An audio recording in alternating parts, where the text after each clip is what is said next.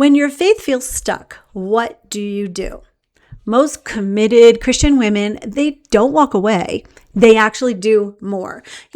More Bible reading, more prayer attempts, more structure, more recommitting. And they promise themselves, this time I'm going to stay consistent. But then after a few days or maybe a couple of weeks, they actually feel productive. But then they start to feel stuck again.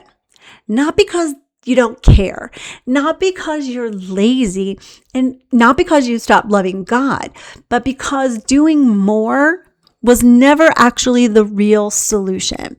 So what we're going to do today in this conversation is I'm going to show you why effort and alignment are not the same thing. Why consistency cannot fix a misfit. And how the wrong method quietly stalls your growth. And even how to recognize when your faith fatigue is actual feedback and not failure.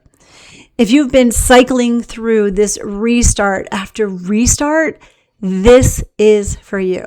Hey there, wise woman. This is Deneen TB, your faith growth and work alignment strategist, helping driven Christian women professionals and business owners really design a faith growth rhythm and practices that actually fit their lives without the pressure of doing more, so that they can lead with purpose, live out their mission, and create lasting influence for God in work and life. Glad you're here. So here's where we're going to get started today with the pattern that most women do not notice. So when your faith feels stuck, most women assume one thing: I just must not be disciplined enough. So what do? We respond with effort, right? The increased structure. We add new routines to what we're trying to do already. And we tighten up our expectations. But here's what no one teaches.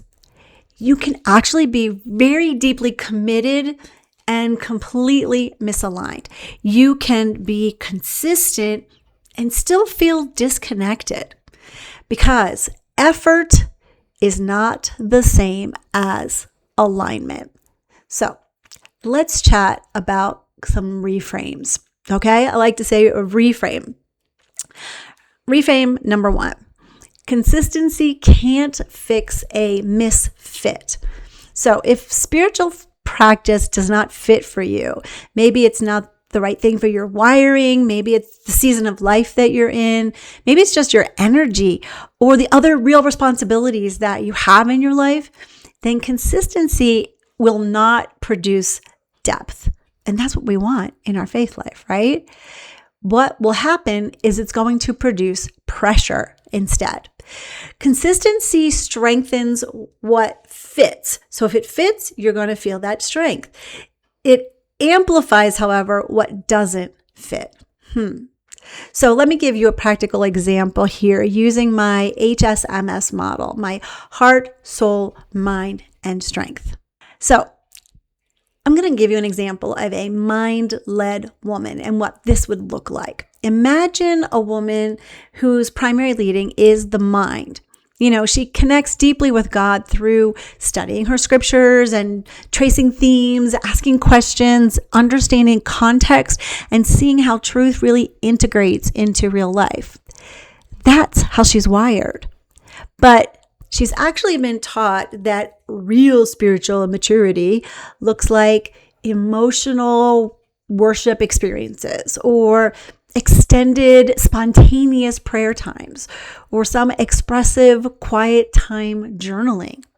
So she commits every day, daily, 45 minutes to this emotional devotional routine. She stays consistent. She shows up. She tries. But instead of feeling connected, she feels flat, really disengaged, slightly guilty because she thinks she should like this, and she feels like something is missing for her spiritually. So what does she do? Well, of course, what all of us do, right? She tries harder, but the problem isn't her effort. It's that mismatch. Her growth lane is really structured on exploration and intellectual engagement with scripture, not the emotional driven expression that someone else may have. Consistency cannot fix this misfit. So now let's flip this over to another example of another type of person. And maybe you see yourself in one of these two people. Here's the heart-led woman, right? So let's imagine that you have the primary leading, as I call it, of heart. So this woman, she connects to God relationally through worship music, her sensing God's presence, that emotional processing, and through that relational prayer. But she forces herself into some intense theological study plan because she thinks, well, that's what mature believers do. So she also stays consistent. And she starts to feel a few things. She starts to feel dry. She starts to feel disconnected. She starts to feel spiritually inadequate, not because she lacks the discipline to do it, but because she's bypassing her own design, the one that God gave her. That's what I mean when I say consistency can't fix a misfit. It doesn't fit together. When your growth method doesn't align with how God has wired you to connect with Him, doing more, well, what happens is it often doesn't create depth. It kind of creates a spin. It creates a strain. And if you've been trying to force these kind of rhythms and they don't align with how God has designed you to connect with Him, then the more you repeat it, the more you try to do it, the heavier and more disconnected it's going to feel. It's not spiritual weakness. It's feedback for you need to do something different, right? Okay, so let's talk about another reframe. Reframe number 2, more discipline doesn't equal more depth. Okay? Now, we've inherited, I think, especially if you've been in church a while, this subtle equation. More time equals more maturity. More structure equals more growth. Or more effort equals more closeness. But you know what? Depth with God in that relationship is not built on volume, how much you do. It is built on alignment with Him. So let me show you what this means. Again, in that HSMS model, heart, soul, mind, and strength. So example number 1, I'm going to do a soul-led woman. So a woman whose primary leading is soul, she really connects to God through meaning, beauty, reflection, imagination, symbol, and story. So she experiences God deeply when she journals through life events or sits with a verse and actually visualizes it or processes what something means, or reflects on how God is weaving her story together. But again, we've been told, or she's been told in my example, that real spiritual growth looks like, well, you need a rigid reading plan, or you need to be completing chapters daily, or you need to be tracking those streaks that you're getting on your YouVersion app, or you need to be measuring the output. What is actually happening. So what does she do? She disciplines herself to read 4 chapters every single morning. She checks the box. She finishes the plan, but she hasn't really slowed down enough to engage in the way that she needs to engage. She's covered the content, but she hasn't done the connection. So from the outside, people can look at her and say, "Whoa, she's really disciplined." But on the inside, she feels very shallow. More discipline did not produce the depth that she needed because her leading thrives on that meaning, not on the volume, how much she can get done. So now let's look at another lane because I want you to see if you can see yourself in any of these examples.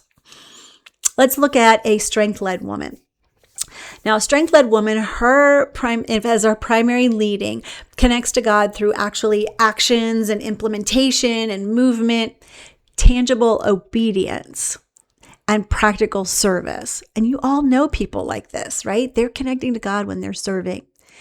She feels really spiritually alive when she does apply scripture immediately to her life. She serves someone in a very concrete way. She solves a real problem. She moves from the truth into actual action. But she's been taught that spiritual maturity means sitting quietly for those extended periods of time, long reflective journaling, emotional introspection. So what does she do? She forces herself to sit in that 60 minutes of silent devotion and make it that her routine. She shows up consistently. She keeps trying to do it. But what's happening is she's leaving this experience feeling restless, certainly unfocused, and slightly frustrated. She assumes that she just must be bad at quiet time. Have you been there? Again, this issue is not discipline.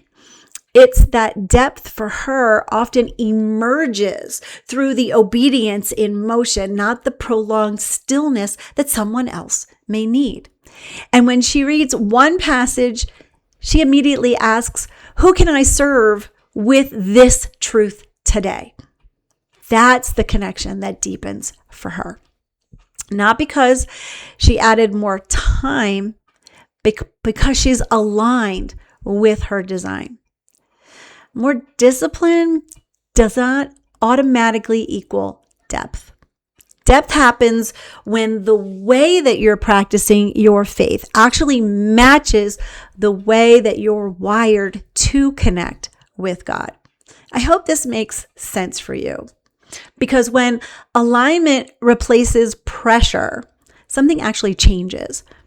The strain decreases, the guilt kind of quiets down, and the growth, it actually stabilizes. No more up and down on your faith life. Stabilization. That sounds great, right? And that's why when your faith feels stuck, the solution isn't always to add more structure, try another Bible study method, try another prayer method, do what somebody else is doing. Sometimes it's just to change the method to be more aligned with you. But here's something that most women have never even considered. You may not know how you're wired in order to connect with God. You may have seen a glimpse of yourself in each one of these. So think for a moment. Are you primarily heart-led? Are you soul-led? Mind? Strength-led? Because each of those leadings engages with God differently, as we saw. And if you're trying to grow in a lane that doesn't match your leading, it's always going to feel and be harder than it should. Before you add another plan or go looking for one, before you commit to another routine that maybe looks like somebody else's that seems to be working, I want you to pause, take a breath. I want you to ask yourself, do I even know what my faith shape is? If you aren't sure, I want to invite you to take the quiz to find out. Now, it's down in the description, so you can click on it. You can find out. Because depth becomes sustainable when you grow in alignment with how God has designed you to actually connect with Him. Okay, we've got another reframe here for you. The next one, reframe number 3. Exhaustion is feedback, not failure. Okay? This is where so many high-capacity women misinterpret the signal. When faith feels tiring, they actually assume that, I must be slipping. I'm not as committed as I used to be. I should be doing better. But what if this exhaustion, this stress, this pressure is actually just data? So let me give you a real life example. Imagine a woman in a heavy leadership season in her work. She's managing a team. She's making high-level decisions daily. She's carrying responsibilities for the outcomes of that team, and she's holding really the emotional space for others. Her mind is engaged all day long, and her energy, well, it's just spent every single evening. But she keeps trying to maintain the exact same spiritual rhythm that she had 5 years ago when her life was much quieter than it is now. So what does she do? She forces herself to stay up late for that extended quiet time with God. She wakes up earlier than her body really can sustain. And she pushes through that mental fatigue by making herself be consistent. And when she leaves those moments, she feels drained. So then she concludes, you know what? My faith must be weaker now than it was before. I must not be as disciplined as I thought. Not enough. Something must be wrong with me, wrong with my faith life. But nothing is wrong. What if her current rhythm doesn't match the current capacity that she has because she's in a different place now? Her exhaustion isn't proof that she's failing. It's proof that she needs an adjustment. She needs a shift. She needs a tweak, right? Sometimes faith feels stuck, not because you care less or are being careless, care less, but because your life has shifted and your rhythm hasn't.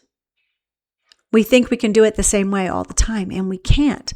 And when you ignore the capacity feedback long enough, what happens? You probably guessed it. Burnout starts to masquerade as spiritual weakness. So, what do you ask instead?